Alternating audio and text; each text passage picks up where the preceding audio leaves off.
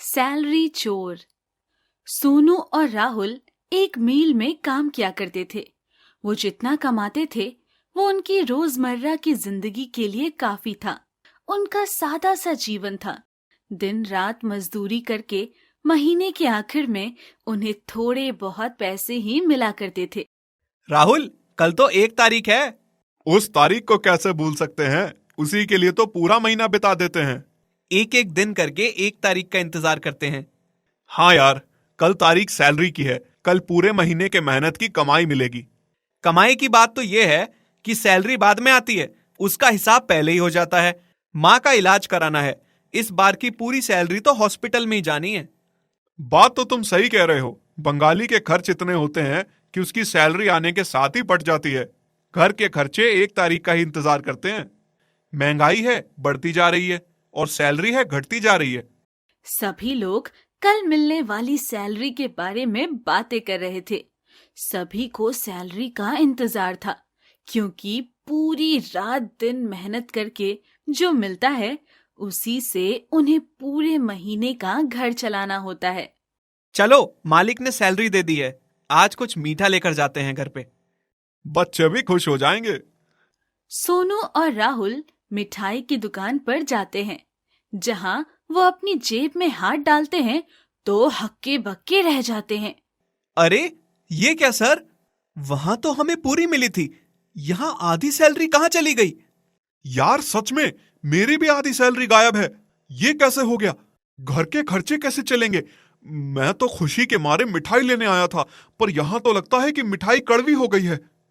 राहुल और सोनू को ये समझ नहीं आता कि आखिर उनके साथ क्या हुआ। वो अगले दिन जब मजदूरी करने के लिए पहुंचते हैं तो सभी मजदूरों के साथ ऐसा हो चुका होता है। उन सभी की आधी आधी सैलरी गायब हो चुकी होती है और किसी को कुछ नहीं समझ में आता कि आखिर ये हुआ तो हुआ कैसे। इसी तरह से समय व्यतीत होता है।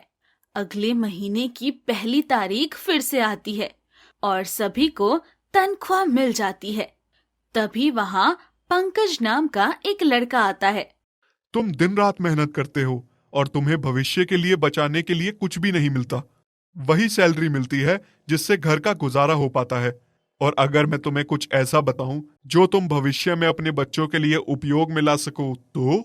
बात तो तुम सही कह रहे हो, पर ऐसा क्या है तुम्हारे पास जो तुम हमें बताना चाहते हो? हम कैसे अपना भविष्य सुरक्षित कर सकते हैं? मेरे पास एक प्लान है। तुम मुझे कुछ पैसे मेरे पास जमा करा दो। मैं तुम्हें उसका ब्याज कुछ महीनों बाद बढ़ा कर दे दूंगा, जिससे तुम्हारे पास जो पैसा है वो तुम्हें बढ़कर मिलेगा। ये है तो बहुत अच्छा प्लान। अगर हमारा पैसा बढ़कर मिले तो इससे अच्छी बात और क्या हो सकती है। हम अपनी सैलरी में से थोड़ा थोड़ा पैसा तुम्हें दे देंगे। पंकज सभी को चिकनी चुपड़ी बातें बना देता है और सभी से पैसे ऐंठ लेता है। जब उसके पास बहुत सारा पैसा हो जाता है वो अगले महीने भी ऐसा करता है, और जब पैसे देने का नाम आता है तो वो उन सब को धोखा देकर भाग जाता है। हमारा कितने महीनों से पैसा निकला जा रहा है, पूरी सैलरी भी नहीं मिलती और हमारी तनख्वाह चोरी हो जा रही है और हमें पता भी नहीं है कि चोरी कहाँ हो रही है। हम तो खड़े खड़े बेवकूफ बनते जा रहे हैं। हाँ यार, हमारा ही नहीं पूरे मजदूरों का यही हाल है।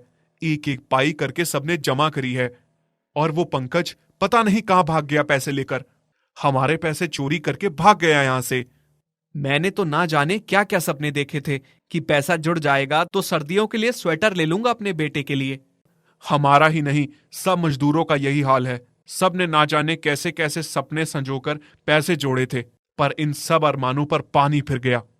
राहुल और सोनू इन सारी बातों को लेकर परेशान थे। एक बार कंपनी ने सभी मजदूरों को एक साथ कंपनी से एक गाड़ी में भरकर बाहर निकाला। सभी बहुत खुश थे कि उनका आज का किराया बच गया, इसलिए सभी उस गाड़ी में बैठ गए।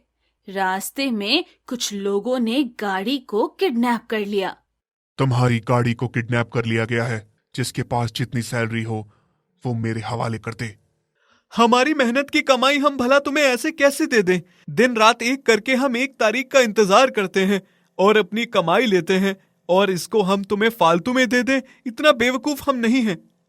अगर तुम बेवकूफ नहीं हो तो समझदार भी नहीं हो, क्योंकि अगर तुमने ऐसा नहीं किया तो कुछ पैसे की वजह से तुम अपनी कीमती जान को खो बैठोगे। अब वो बताओ कि अगर तुम हमारी सैलरी ले लोगे तो हम कौन सा जिंदा बचेंगे। वैसे भी बहुत समय से हमारी सैलरी चोरी हो रही है। अगर तुम इस सैलरी को ले लोगे तो हमारा घर कैसे चलेगा। बहुत मुश्किल हो रही है घर चलाने में। मुझे तुम्हारे घर से और तुमसे कोई मतलब नहीं है, बस मुझे तुम्हारी सैलरी चाहिए और वो मैं लेकर रहूंगा। इसीलिए तुम्हें इस बस में भरा था कि तुम सबकी सैलरी एक साथ ले सकूं। आखिर तुम होते कौन हो मेरी सैलरी लेने वाले? ये सैलरी पर सिर्फ मेरा हक है।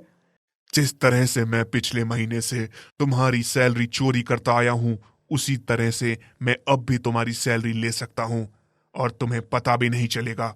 इसीलिए सीधे सीधे मुझे सैलरी दो।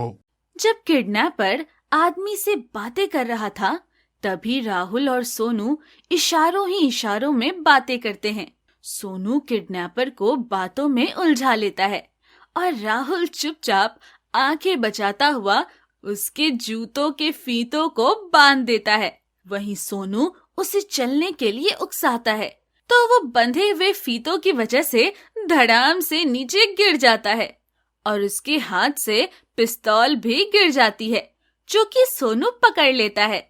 खबरदार, जो होशियारी करने की कोशिश की तो अभी तक जो नकली बंदूक से तुम हमें डरा रहे थे वो अब असली में चल जाएगी। राहुल उसके हाथों को दबोच लेता है और उसके चेहरे से नकाब हटाता है। वो पंकज होता है। सब उसको देखकर हैरान रह जाते हैं, क्योंकि वो उन्हीं के बीच में रहकर सैलरी की चोरी कर रहा था। किसी को पता भी नहीं चल रहा था। पंकज, तुमने हमारे साथ धोखा किया है।